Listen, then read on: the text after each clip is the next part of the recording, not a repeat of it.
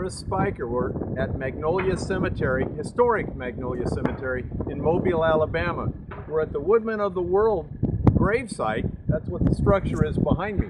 But we're here to put flowers and headstones on some family graves from the 1870s and 80s, I think 90s. So that's 120 something years ago.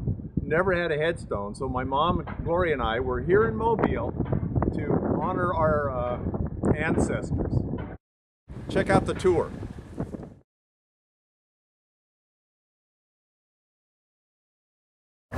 This week's tour is about the history of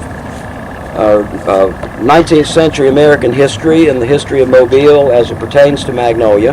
Last week we talked about burial customs and traditions, and we'll point out a few things again today on that.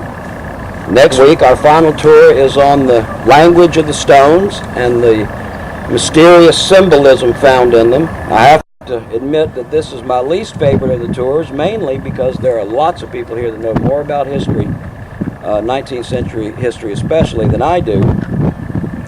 I'll try to be factual so they won't have to correct me too often. That we just went to, Dr. Knott's two sons, J.D. and Henry. It has a beautiful notice. It is a consolation to those who mourn their loss and erect this monument, that they died in defense of liberty and left untarnished names. Wow. I used to, because I have a lot of distant relations buried here, and my grandmother's buried here, I've cleaned a lot of these stones. Yeah.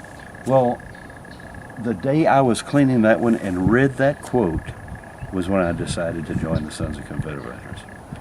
Because I had done reading. I've been reading here since I was 15, 52 years ago, and it was, I read The Red Badge of Courage leaning against one of these trees by my great-grandfather's, my great-great-grandfather's tomb. Wow. And I read it leaning, in those days this was like a jungle. Yeah. You actually, these paths, you were walking in a path. These were walking paths. They were walking paths, and I mean stuff was above. It was up here, growing all around here. Oh my gosh. There was very little open.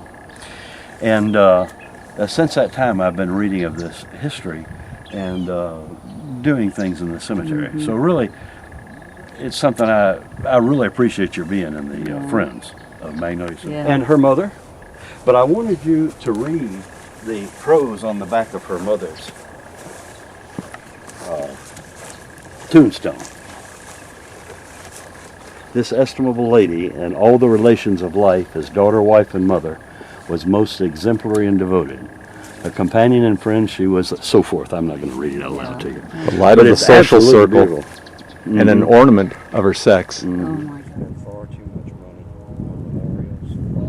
money. Charles Metzger, Theodosia Farr,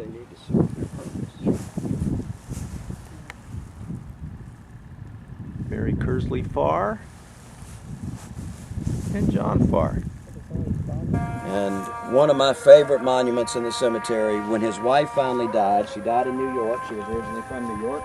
She was brought back here to be buried, and her four little angels were waiting for her. So we're taking the cemetery tour in Mobile, Alabama. We've been walking out here in Magnolia Cemetery for an hour and a half. And in the same neighborhood now is the Muslim call to prayer in Mobile, Alabama. The world is changing, continues to change. It's Chris Spiker in Mobile, Alabama at Magnolia Cemetery taking the tour.